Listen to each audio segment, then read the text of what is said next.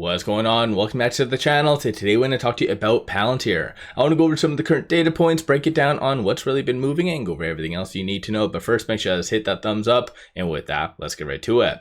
So Palantir is starting to recover from the recent pullback that did happen in the second week of August. So on Friday, it went up 4.3%, 164 the low, 171 the high, and somewhat low volume. So 54 million shares being traded, 76 is the average. That's becoming a little bit more of a common occurrence with Palantir, and I guess just generally as well the broader market. So there is some level of hesitation. This upcoming week though, there's not really too much for data points. So starting off on Tuesday, we have retail sales. Wednesday, we have permits and starts. We also have the big interest rate decision and then what is going to be stated afterwards. So that is always going to be a lot of volatility was stated afterwards, but this time it does look as though we are going to be getting a 25 basis point cut. So that should be really good for a lot of growth stocks, and then of course Palantir will be able to piggyback off of the broader market because of that. But what Powell says afterwards, that's going to be a big deal, because essentially looking at the October 29th meeting, you'll already have the market assuming that there's a 25 basis point cut, a following one on the table, and a 5.5% likelihood of a 50 basis point cut. So this is going to change quite dramatically, and potentially as well because of that, the market might be very volatile. So aside from all of that fun stuff though, specific to Palantir, there hasn't been any crazy news. There's been a lot of things coming out, but then again, that's always been a very common occurrence with Palantir. So big partnerships, and honestly, that's a good thing, right? And so I think just generally, they've really started to really move away from a lot of their government revenue. So quickly looking at their financials, revenue breakdown. So right now it's about 55.09% associated to government, 44.91 for commercial. And so I think just generally commercial has been gaining more and more traction. This was always one of the biggest concerns of the market, is just the dependency on government. And some people say that it's a bad deal or a bad kind of scenario. I don't, but what do I know in life? Aside from all of that though, quickly while I'm actually on here on the actual chart, things are looking pretty a-okay. So it did bounce off of recently that 50-day moving average as well as that 10-day moving average. So it goes to show that the momentum is starting to build. Elliott Wave Technicals at the same time is projecting for higher highs to come. And this is something that I did really bring up a while back. So it's been a good couple months since my last Palantir video. Honestly, I don't even know why I haven't done one sooner.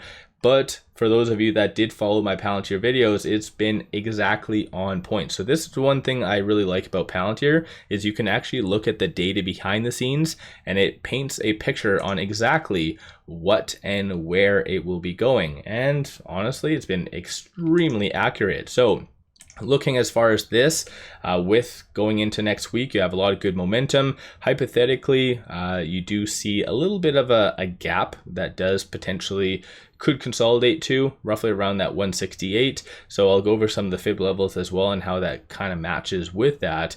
But generally, you've seen, based on the money flow, a lot of institutions getting in, despite the lower volume, as well because of the recent price action. You have stochastic RSI relatively overbought. So the first sign of weakness, whether it be specific to Palantir or the broader market, you could see some volatility. But nonetheless, I do feel like higher highs are anticipated going into this upcoming week. From this standpoint, from shorts, I'll give you a quick overview. So 2.26% of the free floats being shorted, works out to be 49.4 million shares overall being shorted. Still see some signs of manipulation, cost to borrow minimum being negative, meaning brokers out there physically are paying people to short Palantir. It's nothing significant, so it is negative 0.39%. That's an annual rate, so it's chump change. But since my last video, which was for the most part in July, shorts haven't done anything whatsoever. So still, shorts have PTSD. Every time they tend to double down, Palantir just goes up. So it is one of those stocks that it's stupid to short. And I think shorts have learnt the hard way, unfortunately. But nonetheless, though, the fact that they are still not doubling down also does kind of confirm that they also see more upside. Latest analyst ratings, so we did get a couple. So $180 buy by Bank of America. Analyst has a 68% success rating. I know her and also Daniel Ives always went tit for tat for being the bullish analyst and kind of the poster boy or girl, I guess.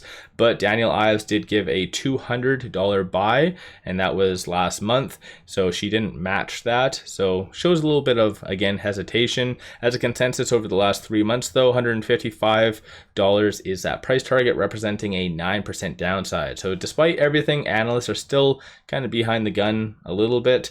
When it comes to the Elliott Wave technicals, while I'm actually on IBKR, it is projecting for a kind of a retest of the highs. So as long as I can stay above that 155, which is that key pivot, then 188.27 is kind of potentially on the table. And again, if you kind of look at a lot of the data points and what I've done for videos, all of this has been largely accurate.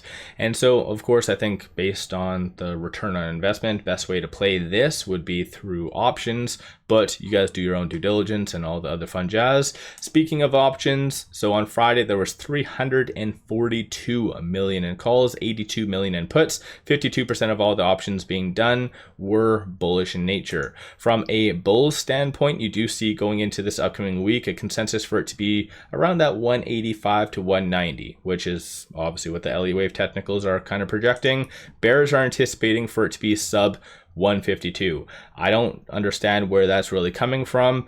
The only thing that could really disrupt that is if Powell, for whatever reason, even though the data points are very clear, but if he comes out and says, hey, you know what, we're not going to cut, maybe we'll look at it for October, market is going to pull its hair out and freak the hell out. So potentially, maybe that's where bears are coming from, that they anticipate Powell to be that kryptonite for the broader market and cause it to go down to 152. But like I said, if that does happen, oh, that'd be insanity. But when it comes to going into this upcoming week with it at 171, it is trading between this R1 and the pivot. I'm looking at the 1-day chart as well, so these are very strong support and resistance points. 163 is going to be that next strong support. 181 followed by 192 is going to be the next strong target slash resistance points. So as far as going into this upcoming week, I do feel that we will be closing between this R2 and this R1, so between that 181 and 192.